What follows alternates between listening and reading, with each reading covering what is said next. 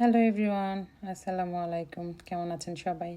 আমার আয়োজন দেখে হয়তো বুঝতে পারছেন আমি কিছু একটা রান্না করব। হ্যাঁ, আজ আমি মুরগি গোস এবং পোলাও রান্না করব। তো আমার বাইরে এখানে প্রচণ্ড ঠান্ডা পড়ে গেছে, অলস আমি বসেছিলাম, বোরিং হচ্ছিলাম।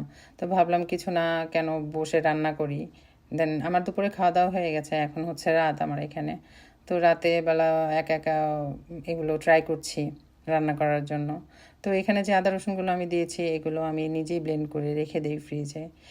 দেন প্রয়োজনে বের করে করে কেটে কেটে পরে রান্না করি। কিন্তু এখানে পাওয়া যায় আদা রসুন ব্লেন্ড করাই থাকে, বাট আমার ওগুলো ভালো লাগে না, ওগুলোর মধ্যে প্রিজারভেটিভ দেওয়া থাকে। এমনিতেই তো বাহিরে আমরা যারা থাকি তারা সবই ফ্রোজেন খেতে হয়, সব কিছুই অন্যরকম খাবার দাবার যেগুলো আমার মানে পছন্দ না, তারপরেও খেতে হয়, কিছু করার নেই। কেননা এটা তো দেশের মতো স্বাদও পাওয়া যাবে না, স্বাদের কথা তো বলবোই না।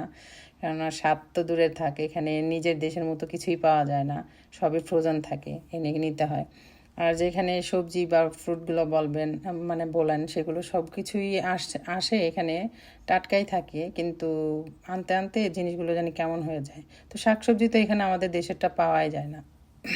তো যা বলছিলাম, আমরা এখানে বাহিরে যারা থাকি তাদের ফ্যামিলির সাথে দেখা যায়, সবার ফ্যামিলি তো আর এখানে থাকে না, দেখা যায় যে সারাদিনে মানে ওনাদের সাথে যখন কথা বলতে যাই ফ্যামিলির সাথে, দেখা যায় বাংলাদেশের সাথে আমার টাইম মিলাতে গেলে আমার সকাল হয়ে যায়, তাদের রাত হয়ে যায়, তাদের রাত হয় আমার সকাল হয়, এরকমটা হয়।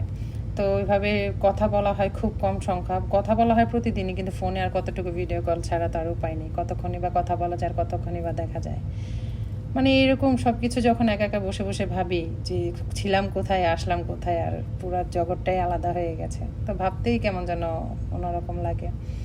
তো এসব যতক্ষণ চেষ্টা করি যে বোর না হওয়ার জন্য, না কিছু ফিল করার জন্য, যেহেতু থাকতেই হবে, কিছু তো করার নেই, তারপরও মনের অজান্তেই চলে আসে নানান ধরনের ভাবনাগুলো। তো যাই হোক, এখন রান্না আমার অনেকটুকু হয়ে গেছে, আপনাদের সাথে কথা বলতে বলতে আমার রান্না করতে খুব ভালোই লাগে। যখন খুব বেশি বিরক্ত হয়ে যায়, একা একা ভাবি যে কিছু একটা করি আর সবার সাথে একটু কথা বলি, তাহলে হয়তো বা আমার সময় কাটবে, ভালো লাগবে। এই ভালো লাগা থেকেই অ্যাকচুয়ালি আপনাদের কাছে আসা, আমার সময় কাটানোর জন্য, আমার ভালো লাগা আপনাদের সাথে শেয়ার করার জন্য, এর জন্যই আপনাদের কাছে আসি কথা বলার জন্য। কেননা সবসময় তো এরকম কাউকে পাওয়া যায় না। যখন আমি দেশে ছিলাম, আমরা তো অ্যাকচুয়ালি আমি বড় হয়েছি জয়েন্ট ফ্যামিলিতে। তো এখানে এসে নিজে একান্তই মানে টোটালি যখন নিজের মধ্যে আসে, টোটালি একা হয়ে গেছি। তো এর জন্য সবার সাথে কথা বললে আমার সেই দিনটা, সময়টা খুবই ভালো যায়। তো অলমোস্ট আমার রান্না শেষ, অনেক কথাই বলেছি। এই দেখেন আমার রান্না, বলবেন কেমন হয়েছে।